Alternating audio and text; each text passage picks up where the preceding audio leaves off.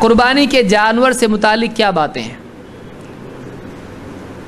جو جانور ہم قربانی کے لیے چنتے ہیں وہ کون سے جانور ہیں اور ان کے بارے میں کیا چیزیں دیکھنا چاہیے، یہ بہت بڑا مسئلہ ہوتا ہے۔ تو یہ کل ملا کر 8 جانور ہیں، یعنی 4 جوڑیاں ہیں۔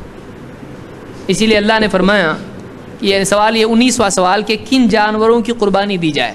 یعنی کوئی آدمی کہا میں تو مرغی کی دوں گا، بکرا بہت مہنگا ہو گیا تو اتنا ہی زیادہ گوشت ہوگا، کیا کریں گے؟ چکن کریں گے ہم لوگ۔ تو کوئی آدمی کر سکتا ہے اور بولیں گے اللہ کو بہت پسند ہے اللہ کا نام لینا، بکرے پہ تو ایک ہی بار ہوتا ہے بسم اللہ واللہ اکبر، چکن پہ بسم اللہ اللہ اکبر، بسم اللہ اللہ اکبر، تو بہت زیادہ بسم اللہ اللہ اکبر ہوگا، بہت ثواب ملے گا اور بہت سارے لوگ کھائیں گے، زیادہ گوشت آئے گا۔ تو کوئی آدمی ایسا کرنا چاہے تو صحیح ہے؟ نہیں ہے۔ یا کوئی آدمی کہے میں یعنی فلاں جانور کی ہرن کی قربانی دوں گا تو یہ صحیح ہے؟ نہیں ہے۔ اس میں کیا ہے؟ جو جانور متعین ہیں انہی کی قربانی دینی پڑے گی۔ اللہ تعالیٰ فرماتا ہے کہ 8 ازواج، اللہ نے جو جانور بتائے ہیں وہ کون سے جانور ہیں؟ اللہ نے فرمایا سورہ الانعام میں، اللہ نے فرمایا 8 ازواج، یہ 8 جوڑیاں ہیں، یعنی 8 جانور ہیں جو جوڑی والے ہیں۔ کیسے؟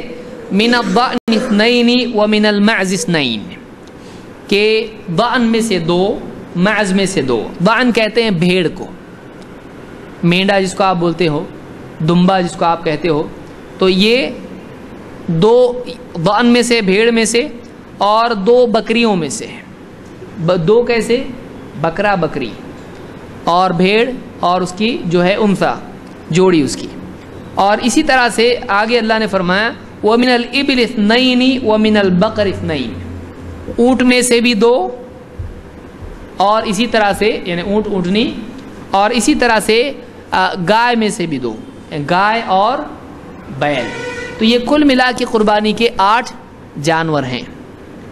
تو ان 8 جانوروں کی قربانی دی جاتی ہے۔ ان کے علاوہ کوئی آدمی چکن وغیرہ کچھ کرے تو یہ ہوگی قربانی، اس کی قربانی ادا نہیں ہوگی۔